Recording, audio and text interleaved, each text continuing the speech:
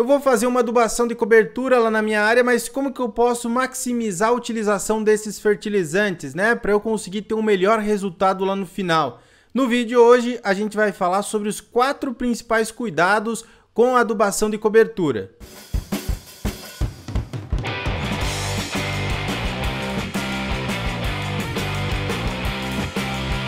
Olá meu povo, sejam bem-vindos a mais um vídeo do canal AgroBrasil. Lembrando para você deixar o like, se inscrever no canal, toda aquela coisa que é extremamente importante e que nos ajuda bastante a produzir conteúdo aqui para o YouTube. Deixou o like? Então vamos começar o vídeo, fica até o final também porque a gente preparou um material bem legal aí para vocês. Pessoal, o que é adubação de cobertura? Só para a gente conseguir contextualizar e pegar todo mundo para a gente conseguir construir o conhecimento. É a utilização de fertilizantes, aqui principalmente nitrogenados e potássicos em cobertura. Você jogar em cobertura, não incorporar esse produto. Agora, pode ser fósforo? Pode ser. Né? Pode ser enxofre, cálcio, magnésio? Pode ser. Mas o mais comum, né, os cuidados principais que nós devemos ter aqui com os nitrogenados e os potássicos que são mais utilizados nessa adubação de cobertura. Mas, por exemplo, um fósforo, se eu estiver trabalhando com uma cultura perene, pêssego, videira, até a própria pastagem, eu posso jogar em cobertura também. Pode ser aplicado antes da implantação da tua cultura. Então não é só depois que você implantou que você vai fazer uma adubação de cobertura, não. A gente tem que sair desses paradigmas de uma adubação de uma fertilidade muito engessada, muito padronizada, que era feito lá na década de 70, década de 80, a gente vem evoluindo cada vez mais, trabalhando com a fertilidade do sistema em si, né? E não só adubar pensando na cultura agrícola que vem em sequência. Então a gente deve tomar também esse cuidado. Vamos falar então sobre esses principais cuidados. O primeiro deles, pessoal, parcelamento. E aí eu vejo muita gente com essa dúvida. Quantas vezes que eu devo parcelar a minha adubação de nitrogênio aqui para a cultura do milho ou cultura do tomate? Vai variar.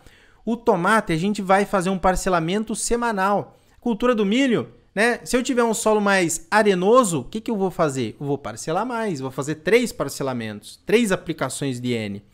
Agora, se eu estiver trabalhando com um solo mais argiloso, como é esse caso aqui, ó, 56% de argila, aí não, eu posso fazer 2 aplicações.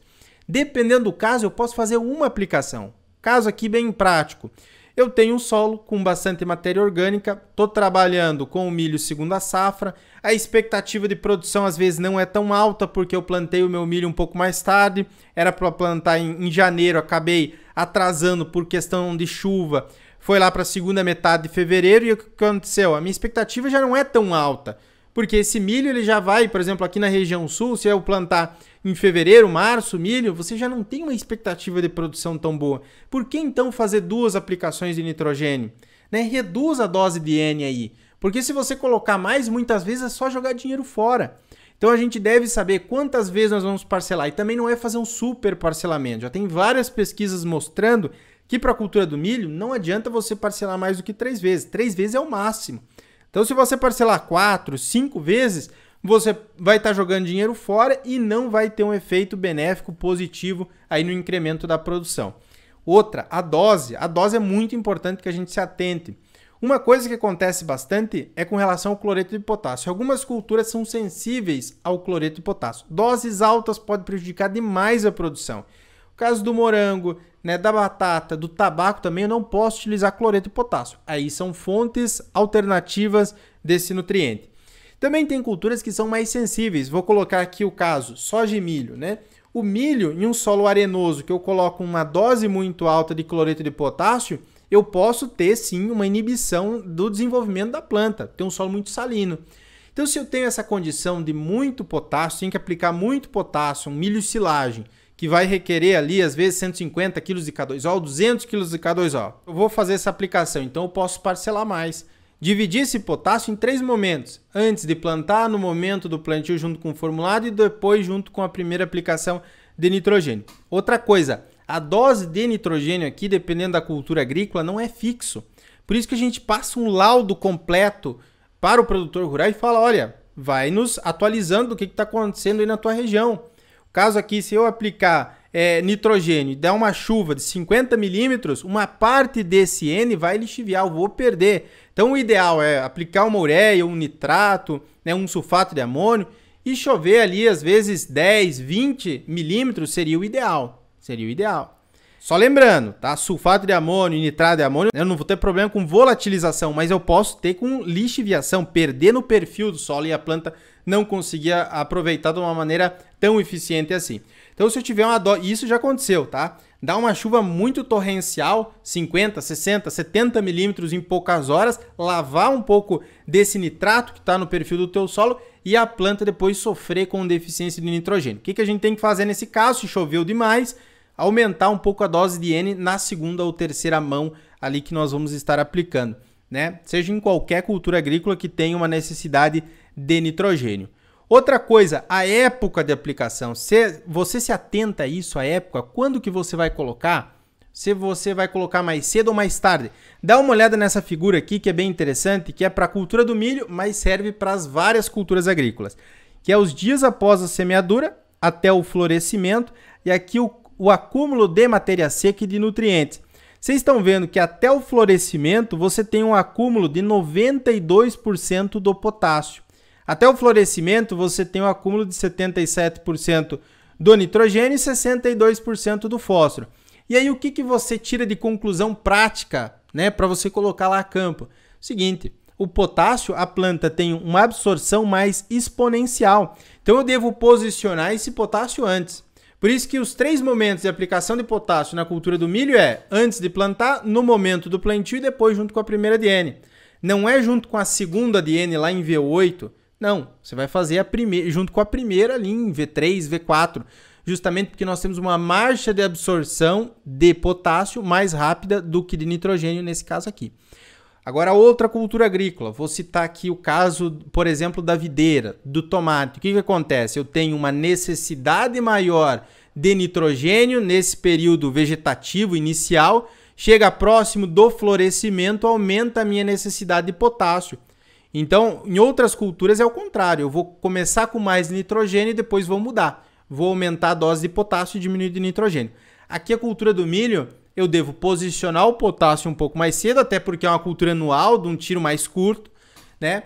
E o nitrogênio eu posso colocar até um pouco mais tarde, mas também não é colocar o nitrogênio ali no momento do florescimento. Depois tem uma figura que vocês vão entender um pouco mais por que eu devo posicionar de uma maneira correta. Porque a planta está nesse período inicial aí definindo componentes de rendimento. Então, cada cultura agrícola também tem uma marcha de absorção de nutrientes. E a gente deve ficar mais ou menos atento para posicionar na época correta, a época que a planta vai responder mais, que ela vai crescer mais também, tá? Aplicação na época errada não traz aumento de produção e ainda desperdiça fertilizantes. Então, às vezes tem o pessoal que fala, não, tem que aplicar potássio, tem que aplicar nitrogênio aqui depois que o milho pendoou. Não faz sentido. A planta do milho já definiu os componentes de rendimento lá no começo, lá em V3, V4. Se você deixar uma parte do nitrogênio, uma parte do potássio lá para frente, lá para o pendoamento, você perdeu já. Então, posicionar de uma maneira correta e eficiente quando a planta de fato está precisando. Também não adianta aplicar nitrogênio na emergência, ali em VE, você pode perder N, por isso que é posicionado um pouco mais para frente, tá? O seguinte, uma outra aqui importante, fertilizantes mais indicados. E aí, pessoal, a gente tem que saber identificar quais fertilizantes que nós temos, porque hoje, se tu for numa casa agropecuária, cooperativa, abrir o Instagram, abrir aqui vários vídeos do YouTube, você vai ver um monte de fertilizante especial com liberação lenta de fósforo, fertilizante que tem isso, que tem aquilo. Muitas vezes não compensa o produtor utilizar. Então assim, é um posicionamento mais eficiente que vai trazer um resultado maior para o produtor rural. Então culturas mais sensíveis, por exemplo, ao cloro, eu substituo o cloreto de potássio, é um caso. Para regiões muito quentes e chuvosas, eu posso substituir uma ureia convencional ou por uma ureia protegida ou por um sulfato de amônio, também pode ser nitrato de amônio, são opções. Então, sei lá, na minha região é muito quente e também eu tenho muito problema, muito chuvoso, e aqui se eu aplicar ureia vai volatilizar, sei lá. É uma situação, né? Então você pode substituir por um sulfato, por exemplo. Principalmente se o teu solo tiver com um pouco de enxofre, sei lá. Às vezes está com 2, 3, 4 miligramas de enxofre. aí super justifica utilizar esse produto como sulfato de amônio. Veja, pessoal, que eu não estou colocando algo muito fixo, tá? Ah, não, você tem que fazer a aplicação aqui desse produto na base, depois de tantos dias a ureia, depois de tantos dias você aplicar de novo a ureia ou nitrogênio. Não, hoje em dia a gente tem um conceito de agricultura que se modificou bastante com relação aos últimos anos. A gente pode fazer uma adubação de sistema. Tem soja e tem milho aí pelo Brasil que é plantado sem nada de nitrogênio em cobertura e sem nada também de adubo na base. Mas por quê? É um solo muito rico, né? Na maior parte do Brasil, eu diria em 90% das áreas, nós não estamos ainda em condição de fazer dessa maneira, não aplicar nada de N em cobertura, nada de adubo na base, mas se for trabalhado ao longo dos anos, a tendência é que a gente trabalhe sempre com uma adubação de sistema, tá? Outra coisa, vamos lá. Nós temos que saber identificar de cada cultura. Então está na época do trigo agora. Identificar quando que você vai fazer a aplicação em cobertura. Geralmente, o que a gente indica? Se for o caso do produtor, né? Nós temos aqui a consultoria. Se você precisar da consultoria, um laudo de adubação, aí para sua área, aqui abaixo tem um link. É só você clicar e nos chamar no WhatsApp. E aí a gente passa para o produtor. Ele nos entrega a análise de solo e aí a gente faz um levantamento. Como é que está a situação, né? De fósforo, de potássio, o pH, se compensa investir mais naquela área ou não, faz toda uma avaliação para ele. No caso do trigo aqui, é muito comum recomendar 20 a 30 kg por hectare de nitrogênio na base e depois parcelar a dose de N em cobertura, a primeira no início do perfilhamento e depois na elongação aqui do colmo. Cultura do milho também tem a sua época ideal de você fazer a aplicação em cobertura, né? Se você fizer aqui, por exemplo, no pendoamento ou no reprodutivo, o que aconteceu? Eu tenho antes, por exemplo, lá em V3, eu tenho a definição de produção potencial. Então, a definição dos componentes de rendimento a partir de V2, V3 até o final do vegetativo.